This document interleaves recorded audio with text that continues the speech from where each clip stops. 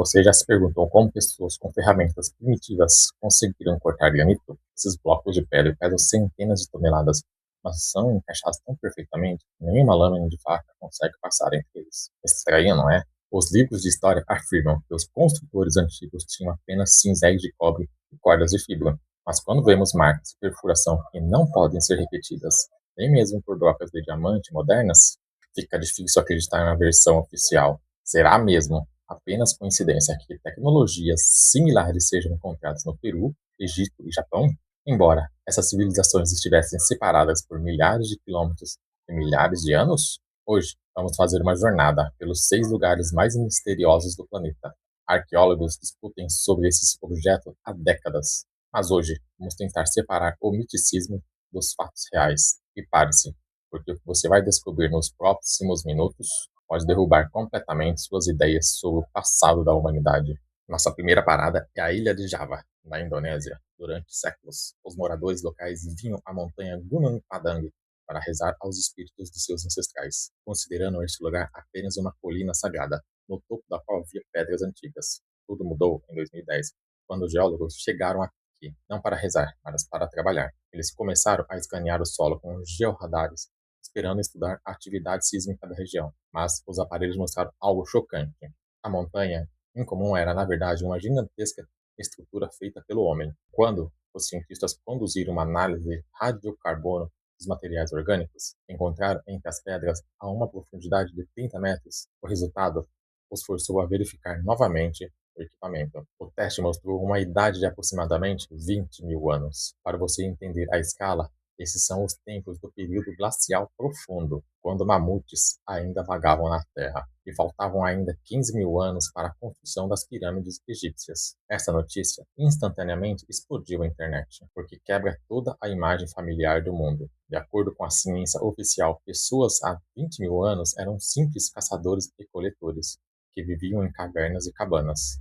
Eles simplesmente não poderiam fisicamente organizar uma construção dessa escala, porque não tinham um Estado ou agricultura para alimentar um exército de trabalhadores. Fãs de história alternativa imediatamente declararam que Gunung Padang é prova da existência da Atlântida ou de outra civilização altamente desenvolvida que pareceu durante o dilúvio mundial. Afinal, quem mais poderia ter a tecnologia para criar a pirâmide mais antiga do mundo? Se não era a raça esquecida de gigantes ou alienígenas que ensinaram nossos ancestrais? No entanto, a realidade revelou-se um pouco mais prosaica, mas ainda assim interessante. Quando as emoções se acalmaram, os geólogos explicaram a natureza desses misteriosos blocos de pedra. Estes são os chamados bassaltos colunares, um fenômeno que ocorre quando a lava em uma cratera vulcânica esfria e racha em colunas hexagonais perfeitas, ou seja, os próprios tijolos para esta pirâmide foram moldados pela natureza, não por uma fábrica alienígena. Mas o mais surpreendente é que pessoas antigas realmente encontraram este lugar, e sem tecnologia complexa conseguiram arrastar milhares dessas colunas pesadas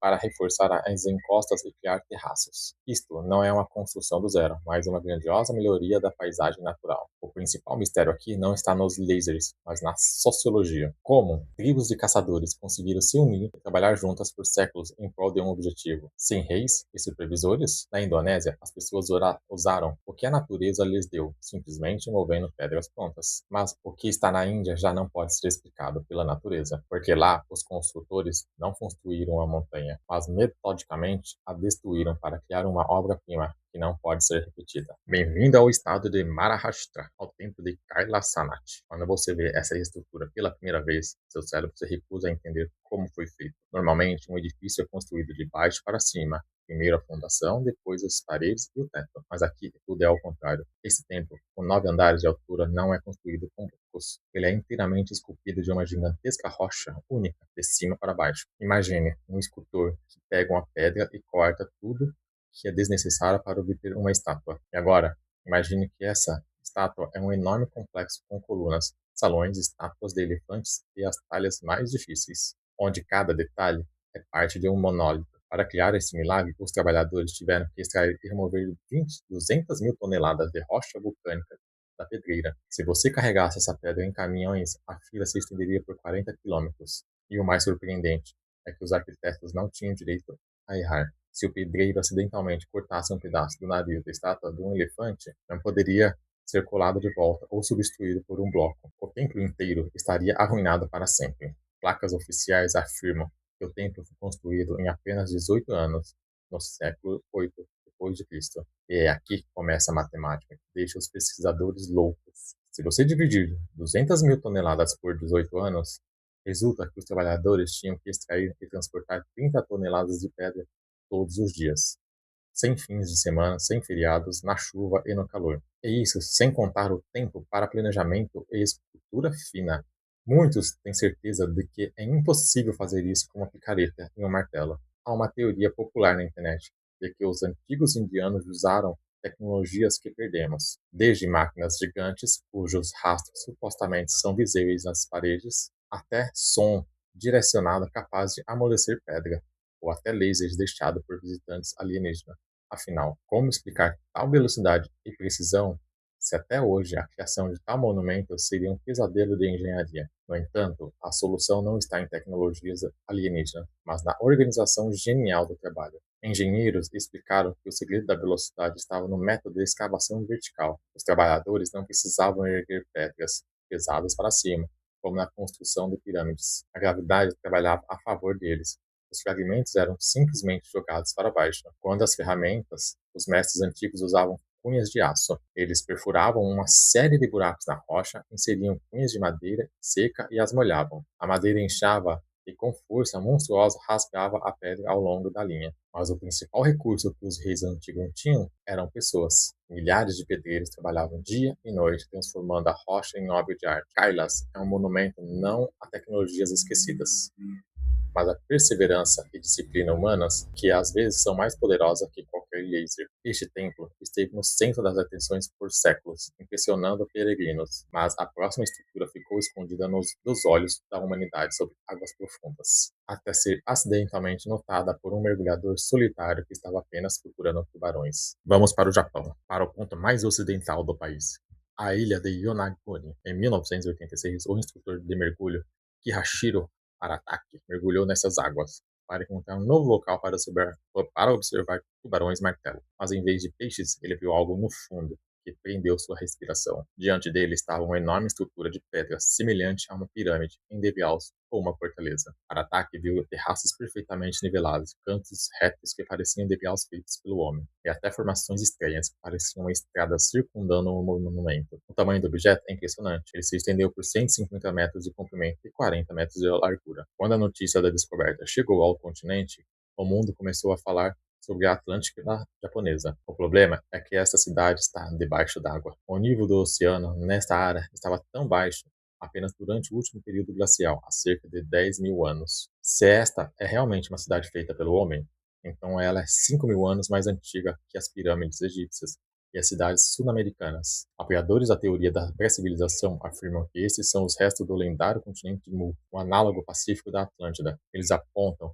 para detalhes que são difíceis de descrever pela natureza. Dois buracos redondos na borda da placa, similares a locais para instalar colunas, e uma rocha semelhante a uma cabeça gigante de tartaruga, ou um homem olhando para o sul. Quem senão uma grande civilização esquecida poderia ter construído tal ponto, tal porto, antes de ser engolido pelo oceano? A comunidade científica se dividiu em dois campos. Arqueólogos são céticos quanto às cabeças, mas geólogos oferecem uma explicação interessante. A rocha de Yonaguni consiste em arenito e argilito, uma rocha que tende a se dividir em linhas retas quando as placas tectônicas se movem. Fortes correntes submarinas levaram pedras pequenas por séculos, deixando apenas blocos grandes com bordas uniformes. O que tomamos por degraus e terraço é o resultado do trabalho de forças naturais, não de arquitetos. No entanto, há uma nuance com a qual até céticos concordam.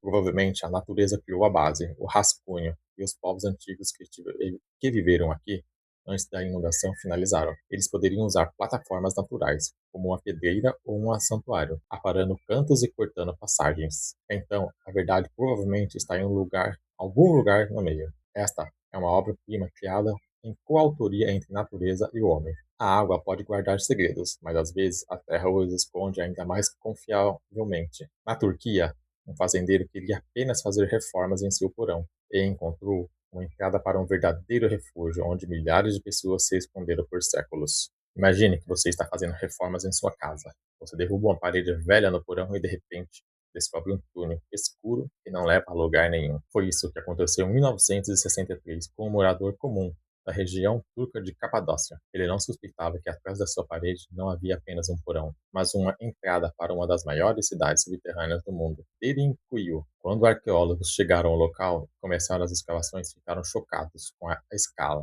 Não era apenas algumas cavernas, mas uma verdadeira metrópole descendo até 18 andares subterrâneos. Aqui, na escuridão completa, 20 mil pessoas podiam viver, comer e dormir ao mesmo tempo, junto com o seu gado. Eles tinham tudo: escolas, igrejas, adegas de vinho, prensas de óleo e currais de ovelhas. Mas o mais assustador é a profundidade. As minas descem até 85 metros e o ar chega lá através de um sistema de ventilação brilhante que não pode ser visto da superfície, porque alguém viveria voluntariamente no subterrâneo como toupeira sem luz solar. Teorias da conspiração imediatamente apresentaram a versão de que Derinkuyu foi construído como um bunker em caso de desastre global. Talvez pessoas antigas se escondessem da guerra nuclear do passado, das geleiras do período glacial, ou até da invasão de alienígenas que patrulhavam o céu. Apoiadores da teoria do paleocontato prestam atenção a estranhas medidas de segurança, corredores estreitos onde você só pode ir de um em um, portas massivas de pedra em forma de roda que pesam meia tonelada e fecham apenas por dentro. De quem eles se defendiam tão desesperadamente? Historiadores dão uma explicação mais terrena, mas não menos dramática. Derinkuyu era realmente um abrigo, mas não de alienígenas, mas de pessoas bastante reais. Essas terras foram um campo de batalha por séculos. Primeiro os ataques dos romanos, depois dos árabes, depois dos mongóis. Moradores locais usavam a maciez da rocha, tufo vulcânico. Essa pedra é fácil de cortar enquanto está no subterrâneo, mas quando em contato com o ar, endurece rapidamente, tornando-se forte como concreto. Era um projeto de fortificação ideal. Quando o inimigo se aproximava, toda a população da cidade simplesmente desaparecia no subterrâneo, rolando pedras enormes. Inimigos podiam andar na superfície, nem mesmo se suspeitando que a vida fervilhava bem sob seus pés. Este monumento não é ao medo, mas a incrível sede de vida e engenhosidade de pessoas encurraladas. Derinkuyu era um abrigo para os vivos, onde pessoas escapavam da guerra. Mas no Pacífico, há um lugar que os locais chamam de Cidade dos Mortos, e onde tem medo de nadar à noite até hoje. Se você se encontrar no meio do Oceano Pacífico infinito, na minúscula ilha de Pohnpei, os locais definitivamente vão alertá-lo para nunca permanecer nas ruínas de Não-Madol após o pôr do sol. Durante o dia, esse lugar parece um milagre dos pensamentos de engenharia. Mas à noite, segundo os Osileus, os espíritos de reis antigos despertam aqui, e não gostam de ossos intocáveis. Não-Madol é a única cidade antiga do mundo construída não em terra firme, mas diretamente na água, entre mangues e recifes de coral. Não são apenas algumas cabanas sobre palafitas. São 92 ilhas artificiais criadas pelo homem, conectadas por uma rede de canais. E é por isso que esse lugar foi chamado de Veneza do Oceano Pacífico. Mas diferente da romântica Itália, aqui reina uma atmosfera de grandeza pesada e opressiva. As paredes da cidade sobem 8 metros acima da água. Esta é a altura de um prédio de 3 andares.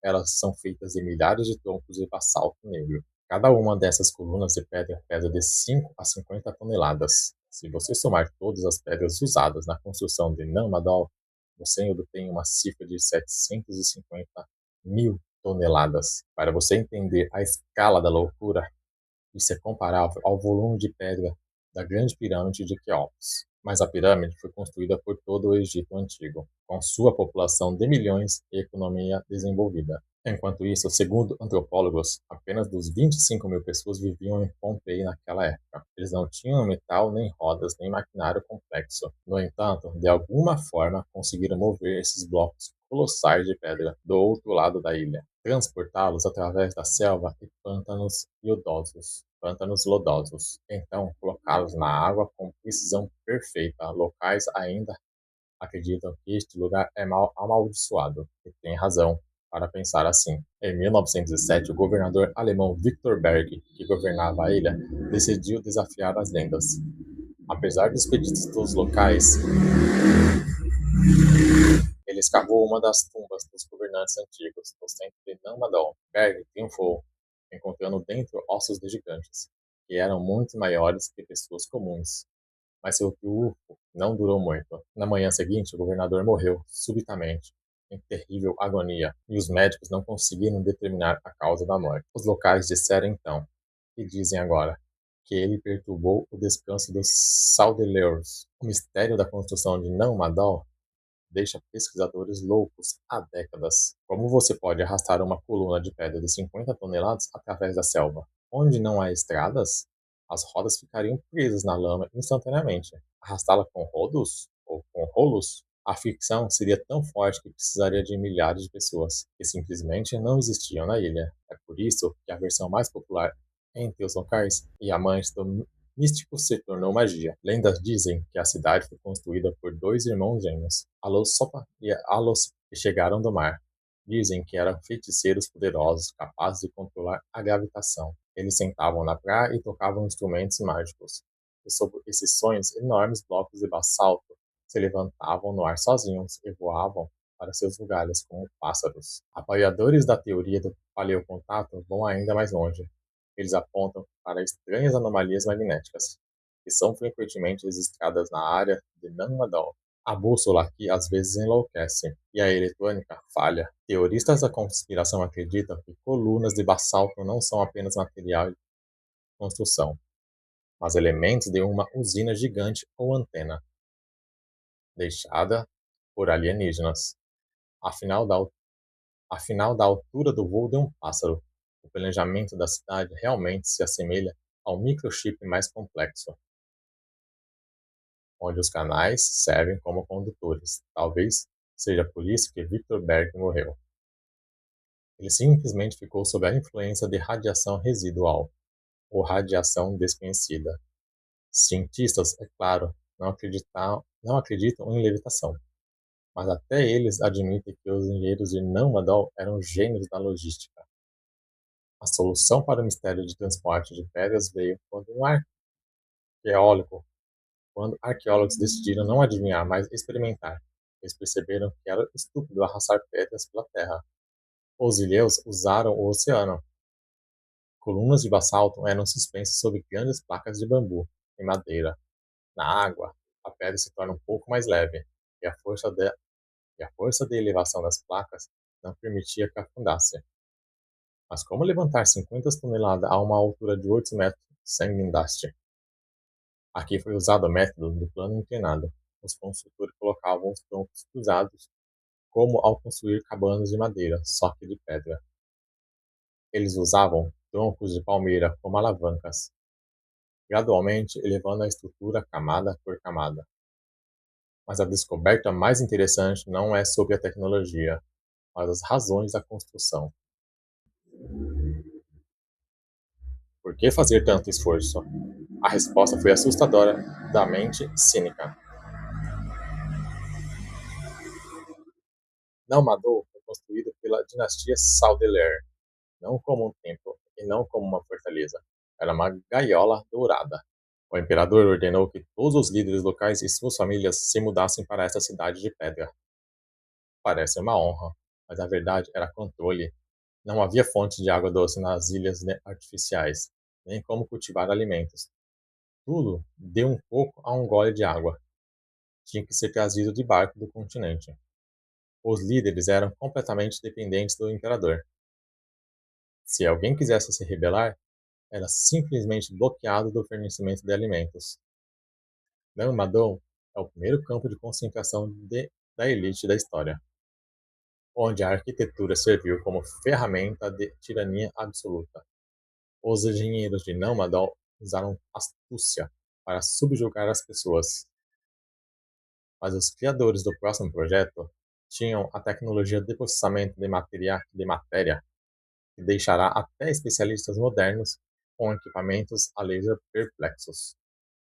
Voltamos ao Egito para descer ao subterrâneo, que assusta mais que qualquer maldição.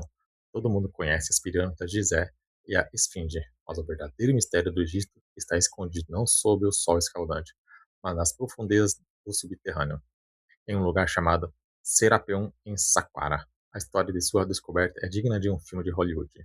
Em 1850, o arqueólogo francês Auguste Mariette tropeçou em uma cabeça de esfinge saindo da areia. Ele começou a cavar e encontrou uma alameda e uma estátua, que o levou à entrada selada do subterrâneo. Para entrar, Mariette teve que usar explosivos. O tampão de pedra que fechava a passagem era tão poderoso quando a poeira baixou e os arqueólogos com tochas entraram, eles se encontraram em um mundo de escuridão e silêncios eternos. As galerias se estendiam por centenas de metros, cortadas direto na rocha, mas o que estava nos nichos nas laterais fez os pesquisadores congelarem. Havia 24 sarcófagos gigantes, granito preto, rosa e cinza. Os tamanhos dessas caixas não cabem na cabeça. Comprimento cerca de 4 metros, altura mais de 3. Peso cada um de 70 a 100 toneladas. É como dois tanques adultos ou um rebanho de elefantes. Não, no topo deles estavam tampas pesadas, 30 toneladas cada. Quando Mariette se aproximou de um dos sarcófagos, ele notou um detalhe que fez um arrepio descer por sua espinha. Uma camada de poeira no chão estava intocada. Pegadas de trabalhadores que saíram daqui 3.000 anos atrás estavam impressas nela. Isso significava que ninguém havia roubado este lugar.